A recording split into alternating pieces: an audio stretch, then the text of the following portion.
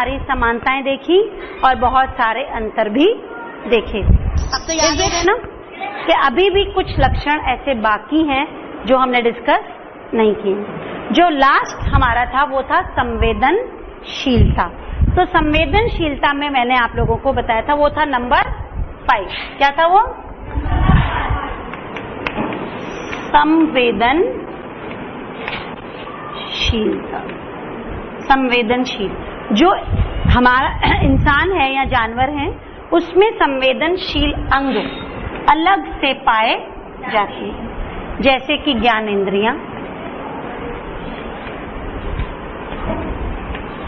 इन ज्ञानेंद्रियों में सबसे पहला है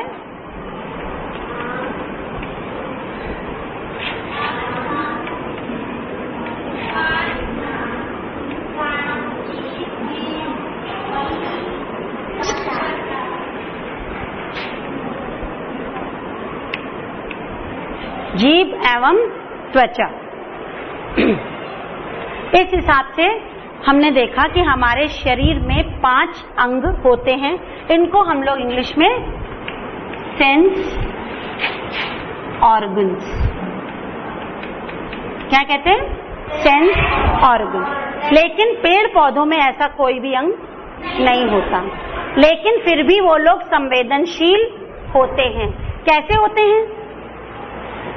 अगर मैं यहां पर एक गमला रख दूं, ठीक है, और उसको चारों तरफ से अंधेरा कर दूं कमरे में, केवल एक तरफ से खिड़की खोल दूं, तो उसका मुंह पेड़ का सूर्य की रोशनी की तरफ, खिड़की की तरफ अपने आप हो जाएगा। नहीं समझे? देखिए, अगर हमारे पास जैसे ये खिड़की है, ठीक है, यहां से सूर्य की रोशनी आ रही है, यहां से सूर्य की रोशनी आ रही है, ये एक खिड़की है, विंडो है ये। और यहां पर अगर एक पेड़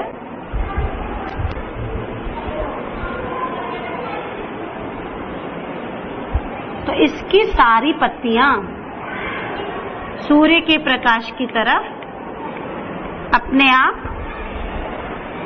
मुड़ जाएंगी। समझ गए? क्योंकि इसको यहां से सूर्य की रोशनी मिल रही है, तो ये बाकी पूरा कमरा अंधेरा है, केवल एक जगह से सूर्य की रोशनी आ रही है, तो ये अपने आप अपना मुंह सूर्य की रोशनी की तरफ भी कर सकता है। इसका मतलब क्या है कि पौधे भी संवेदनशील होते हैं। और दूसरा क्या था? छुई मुई, छुई मुई या लाजवंती, ये भी क्या करता है? संवेदनशील होता है, उसकी तरफ जाता है। इसके बाद एक और पौधा होता है जो कि संवेदनशीलता दिखाता है। ये बताइए। सनफ्लावर, सूरजमुखी। सूरजमुखी का जो फूल होता है सूर्य की तरफ ही झुकता चला जाता है। सुबह की तरफ अगर वो पूर्व में निकला है तो उसका मुंह पूर्व में, और शाम होते होते पश्चिम में चला जाए। तो ये पौधे भी कुछ संवेदनशीलता दिखाते हैं। इसके बाद हम आपको बताएंगे, अभी ये चित्र देखिए।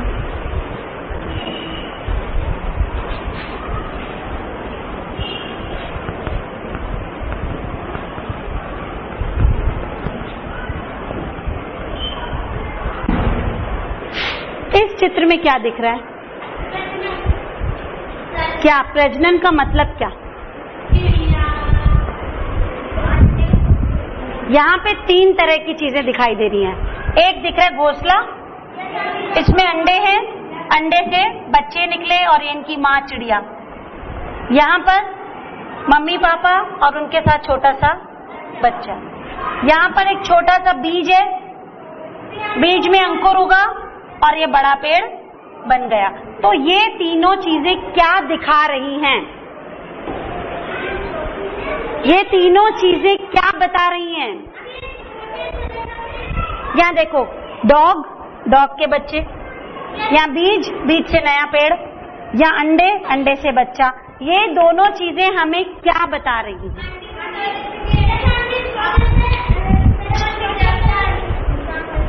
जो आपने अभी शब्द बोला प्रजनन, क्या बोला था? प्रजनन या इंग्लिश में रिप्रोडक्शन। तो बताइए इसका अर्थ क्या है प्रजनन? हाँ, मतलब हर जीव या हर पौधा अपने जैसे जीवों को उत्पन्न करने की क्षमता रखता है। इस क्षमता को हम प्रजनन कहते हैं। अगर ऐसा न हो तो पूरी दुनिया तो खत्म हो जाएगी। अगर अंडे से बच्चा ना निकले मुर्गी के अंडे से तो सारे अंडे खत्म, कोई नई मुर्गी बनेगी ही नहीं। अगर हमने बीज देखे, अब हम आपको एक एक करके दिखाते हैं। अभी मैं आपको सबसे पहले ये दिखाऊंगी, ये सब अंकुरित, हाँ, अंकुरित चना और मूंग है। आपको इसमें से ये सब जड़ें, पत्ते, ये सब दिख रहे हैं? ये देखो पत्ते निकले, जड़ निकली, मूंग निकले, और ये जो चित्र में बना हुआ है वो पता चल रहा है? सबको दिख रहा है? नहीं दिख रहा है? दिख रहा है सबको? तो आप ये कैसे हुआ? बीच में हमने थोड़ा सा पानी दिया और पानी से अंकुर निकले और अंकुर से छोटा सा पेड़, देखिए ये देखिए पूरे पूरे पेड़ भी निकले हुए हैं इसके अंदर। ये रहा, देखो पत्ते भी दिखाई दे रहे हैं इसमें, दिख रहे हैं पत्ते भी। मतलब इस छोटे से चने के दाने से एक पूरा पेड़ बन जाता है। इसको हम लोग क्या कहते हैं? प्रजनन या बीजों का अंकुरण। आपने ये देखा होगा जब बीजों का अंकुरण होता है तो पहले ये ऐसे चना होता है ना? ये चना है। अब जब इसको मैंने पानी दे दिया तो इसमें से पहले एक छोटी सी जड़ निकली। बाद में इसी चने में से मतलब एक ये जड़ भी निकली और ये पत्तियां भी निकली। ये पत्तियां निकली और ये जड़ नीचे चली गई, है ना? ये जड़ बना और ये तना, और ये क्या था? बीज। तो एक छोटे से बीज से किस तरह से एक नए पौधे का जन्म होता है। जब हम चने का बीज डालेंगे तो क्या बनेगा? चना। अगर मूंग का बीज डालेंगे तो अच्छा, जब ये पौधा बड़ा हो जाएगा तब क्या होगा? फूल। तब क्या निकलेंगे? और फूल से क्या बनेगा? और फल से क्या बनेगा? और बीज से नन्हा पौधा। इस तरह से ये साइकिल चलती रहेगी और नए पौधे बनते रहेंगे।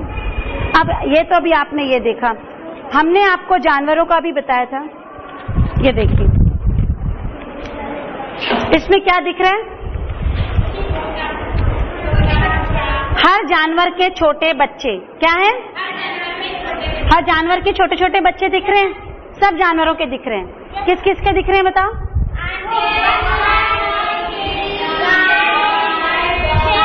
हर किसी का होता है। बकरी का छोटा बच्चा होता है ना? हर जानवर के यंग वंस, छोटे छोटे बच्चे होते हैं और उन बच्चों को हम लोग क्या करते हैं? बड़े में बदलते भी देखते हैं। जैसे जो कुत्ता है, पिल्ला है, 2-4 महीने के बाद बड़ा बन जाता है और फिर वो बच्चे देता है, फिर वो बूढ़ा हो जाता है, फिर उसके बच्चे होते हैं। इसी तरह से पूरी साइकिल चलती रहती है और इसी को हम लोग प्रजनन करना कहते हैं कि जब हम लोग अपने जैसे इंसान को या अपने जैसे जानवर को, इसमें हम 2 पॉइंट्स नोट कर सकते हैं। जंतु 2 प्रकार से प्रजनन करते हैं। बताइए कैसे? जंतु 2 प्रकार से प्रजनन करते हैं। पहला, अंडे देते हैं। कुछ जंतु ऐसे होते हैं जो अंडे ही देते हैं, जैसे सारे तरह की चिड़ियाएं, छिपकली, सांप। कौन कौन है जो अंडे देते हैं?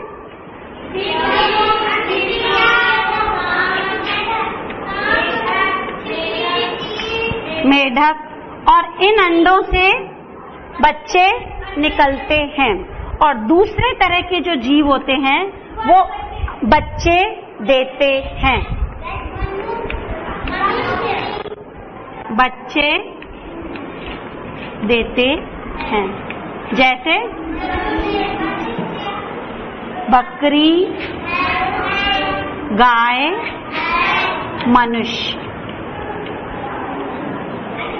ये तो प्रजनन दो तरह का हो गया, एक वो प्रजनन जिसमें कि जंतु अंडे देते हैं, एक वो प्रजनन जिसमें बच्चे देते हैं। इसमें अब ऐसा कोई पॉइंट तो नहीं है जो समझ में नहीं आया आप लोग को। और इसी जैसे कि मैंने आपको बताया जंतुओं में प्रजनन दो तरह का होता है, इसी तरह से पौधों में भी प्रजनन दो तरह का होता है। बताइए कैसे वाला? हाँ, एक जो होता है कलम से, अगर हम किसी पौधे की कलम उगा दें तो नया पौधा बन जाता है, जैसे गुलाब का, गन्ने का, अंगूर का, गन्ने का, कई ऐसे होते हैं जिनकी कटिंग्स हम लोग लगा दें तो नया पेड़ बन जाता है। और कुछ पौधे जो हैं वो बीजों से ही बड़े होते हैं।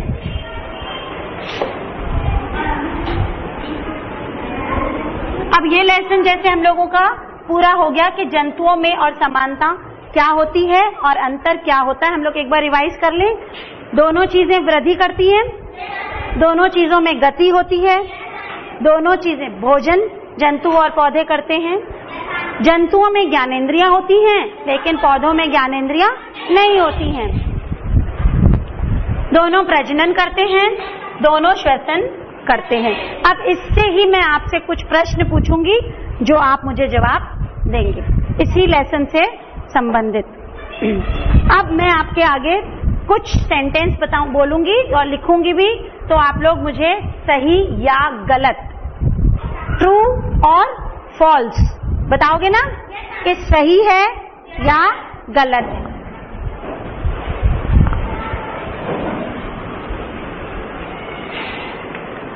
कोई भी बीच में चिल्लाएगा नहीं, अगर आता भी है तो हम खड़ा करेंगे उसको।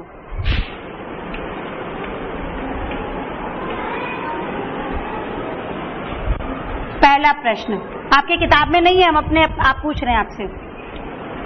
सारे पौधे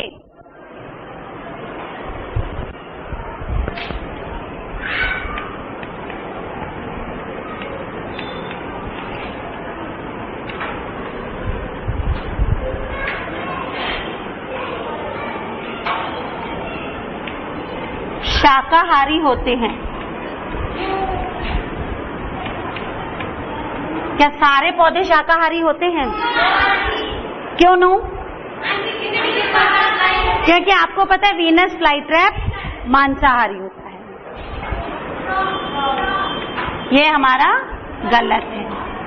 अब गलत क्यों है? क्योंकि गलत इसीलिए है क्योंकि इसका आंसर है कुछ पौधे मांसाहारी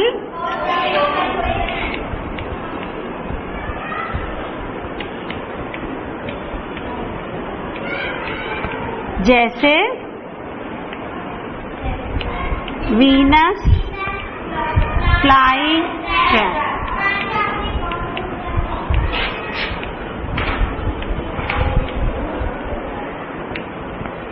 अब मैं दूसरा सही और गलत लिख रही हूं। पौधे प्रकाश संश्लेषण में ऑक्सीजन लेते हैं। पहले पढ़ो।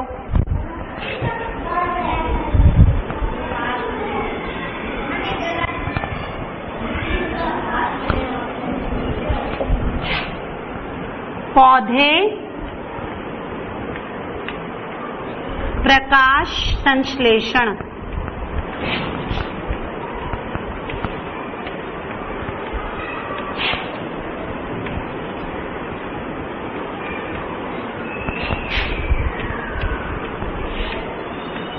में ऑक्सीजन लेते हैं। सही है कि गलत है?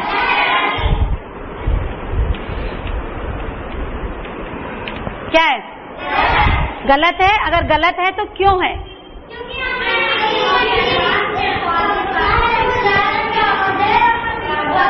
गलत है तो क्यों है? एक मिनट बताओ। दिन में नहीं, प्रकाश संश्लेषण में। खड़े होके बताओ। रात और दिन नहीं, हम प्रकाश संश्लेषण कह रहे हैं ना। तो प्रकाश संश्लेषण की क्रिया में क्या वो ऑक्सीजन लेते हैं? क्या करते हैं? ऑक्सीजन देते हैं। वो हम लोगों को ऑक्सीजन देते हैं और खुद क्या लेते हैं? Carbon dioxide. बैठ जाओ।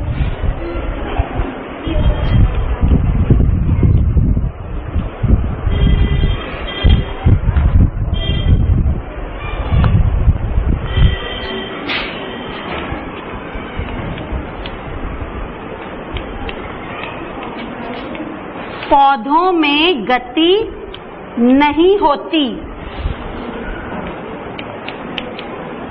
पौधों में गति नहीं होती। ये सही है कि गलत है? गलत है। पौधों में गति होती है लेकिन अपनी जगह पर खड़े खड़े होती है। पौधों में गति होती है। अगर गति ना होती ना तो जमीन के अंदर से पौधा बाहर ही ना निकलता, वो बीज वहीं रह जाता। अगर गति होती है, मूवमेंट्स होते हैं, तभी तो पत्ते हिलते हैं, पत्ते झड़ते हैं, पत्ते हिलते हैं, जड़ जमीन के अंदर जाती है और फिर हाँ, वो गति हमें दिखाई नहीं देती। तो ये क्या है? गलत। सारे ही गलत जा रहे हैं, कुछ तो सही भी होना चाहिए। मशरूम एक मृतोपजीवी पौधा है। सही। मशरूम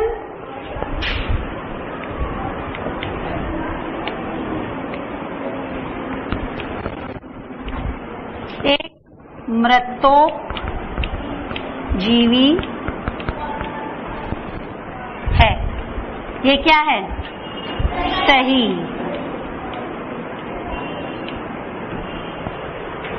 मशरूम एक मृतोपजीवी है, मतलब मरी हुई चीजों से अपना जीवन बनाता है। अब हम दूसरा प्रश्न करते हैं। अब मैं आपको कुछ जानवरों के नाम बताऊंगी, उसमें आपको ये बताना है कि ये अंडे देते हैं कि बच्चे पैदा करते हैं। ठीक है? ये खेल होता है, जैसे हम लोग बहुत सारे जानवरों के नाम इकट्ठा कर लेते हैं। अब उसमें आप बताना कि वो अंडे देते हैं कि बच्चे देते हैं।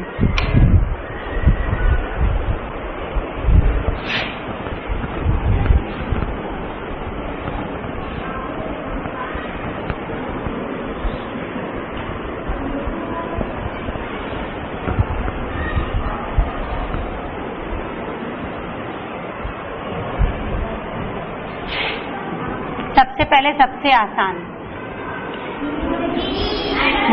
अच्छा, अब हम लोग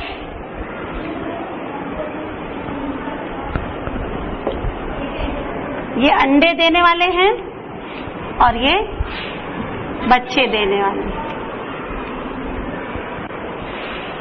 बेटा जमना आ गया हो। किसी अंडे देने वाले बच्चे जानवर का नाम लिखो। हाँ, कुछ भी लिख दो जो अंडा देता है। Thank you.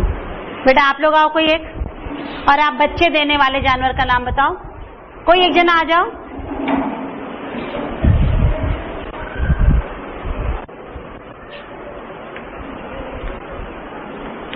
ठीक से लिखो। गाय। छिपकली अंडा। सांप। बच्चे देने वाले बताइए। और बिल्ली। मछली क्या देती है? पक्का मालूम है?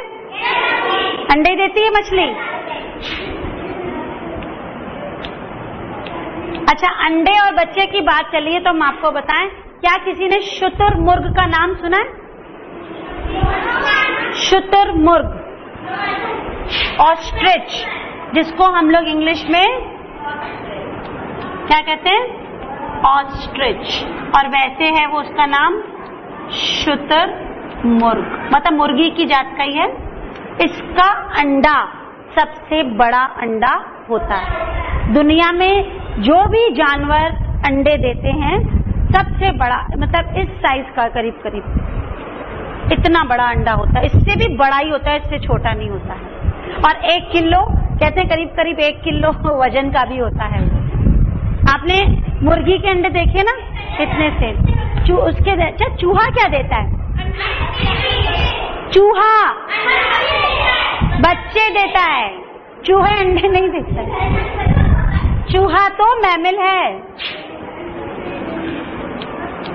हाथी कितना बड़ा है ना हाथी। अच्छा, व्हेल मछली, व्हेल मछली क्या देती है? बच्चे देती है, क्योंकि वो स्तनधारी है, वो मैमल है तो मछली, तो उसको तो अंडे देने चाहिए, लेकिन वो अंडे नहीं देती क्योंकि वो एक मैमल है और वो बच्चे ही देती है। अब एक प्रश्न आप घर के लिए लिखिए।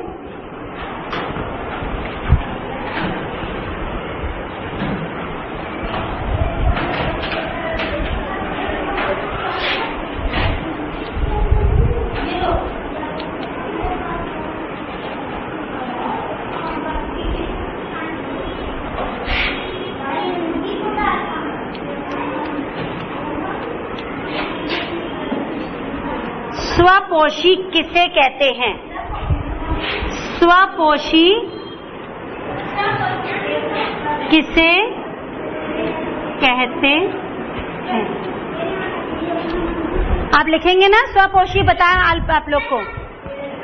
और दूसरा प्रश्न, प्रकाश संश्लेषण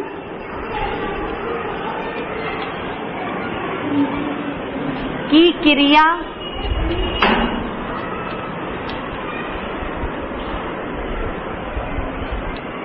को चित्र द्वारा समझाओ। मतलब चित्र बनाकर प्रकाश संश्लेषण की क्रिया को समझाना है। और ये आप अपनी कॉपी में भी कर सकते हैं। और पौधों और जंतुओं में समानता व अंतर, जो पॉइंट्स मैंने बताए उनको आपको लिखने हैं।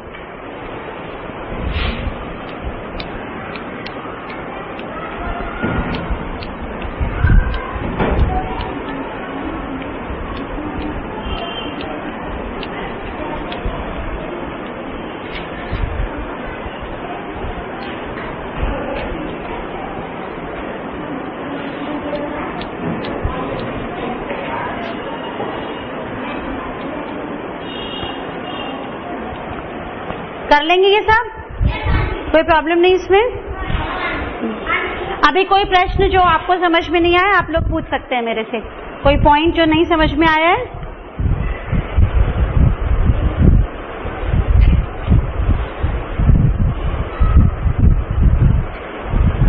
एक इसमें बहुत एक इंटरेस्टिंग सी बात है वो किताब में, कि बहुत साल पहले एक वैज्ञानिक थे हमारे भारत में। वैज्ञानिक जानते हैं आप क्या होते हैं? जो साइंस के बारे में पढ़ते हैं, जो साइंस के बारे में बताते हैं, साइंटिस्ट लोग। उनका नाम था जगदीश चंद्र बासु। कौन थे? जगदीश चंद्र बासु। उन्होंने क्या किया कि खूब सारे छुई मुई के पौधे, वो जैसे मैं टेबल पे ये लेके आई हूँ ना आज, अंकुरित बीज और ये सब, तो वो बहुत सारे छुई मुई के पौधे ले आए और उन्होंने टेबल पे लाकर रख दिए। फिर उसमें से उन्होंने, बहुत सारी सभा चल रही थी, मीटिंग चल रही थी, बहुत सारे लोग बैठे हुए थे, तो उन्होंने उनको बुलाया और बोला कि इन पौधों को छुइए, इन पौधों को टच करिए। तो जैसे ही उन पौधों को उन्होंने टच किया, मतलब छुआ, तो सारी पत्तियां मुरझा गई, तो पूरे के पूरे पौधे मुरझा गए। तो वो सब हैरान हो गए, जो मीटिंग में लोग बैठे थे।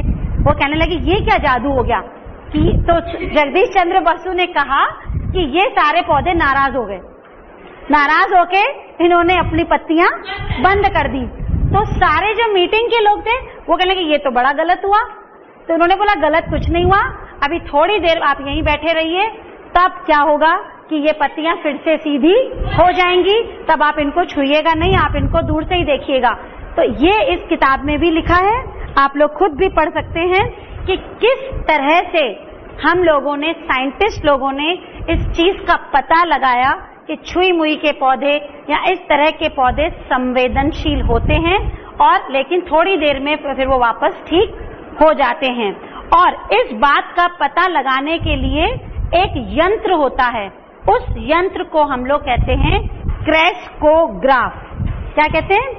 देखो बुक में भी लिखा है क्रेस्कोग्राफ। इसमें ये जैसे कोई इंसान रो रहा है, जैसे हम लोग, हमारे अंदर क्या फीलिंग्स हैं, तो अगर हमारे अंदर की फीलिंग्स को, संवेदनशीलता को पता करना हो तो क्रेस्कोग्राफ जो होता है वो बता देता है कि वो यंत्र लगाने से, कि जैसे थर्मामीटर लगाने से बुखार है कि नहीं है, ऐसे क्रेस्कोग्राफ लगाने से ये पता चल जाता है कि आपके अंदर कौन सी भावनाएं है हो रही हैं, कि आप रोना चाहते हो, कि आप हंसना चाहते हो, कि आप दुखी हैं। समझ गए? उस यंत्र का नाम है क्रेस्कोग्राफ। और ये बात हम लोगों को जगदीश चंद्र बसु, जो साइंटिस्ट हैं, भारत के महान वैज्ञानिक हैं बायोलॉजी के, इन्होंने ये बात बताई थी, क्रेस्कोग्राफ। इसी तरह से जो साइंस में या विज्ञान में नई नई तरह की खोजें होती है, नई नई तरह की बातें होती हैं, उनको आप पढ़ा करिए और फिर मेरे को बताया करिए कि आंटी आज हमने ये नई चीज पढ़ी, इसमें विज्ञान क्या होता है। यही तो होता है जिसमें हम नई नई चीजों को रोज जानते हैं। Okay, thank you children.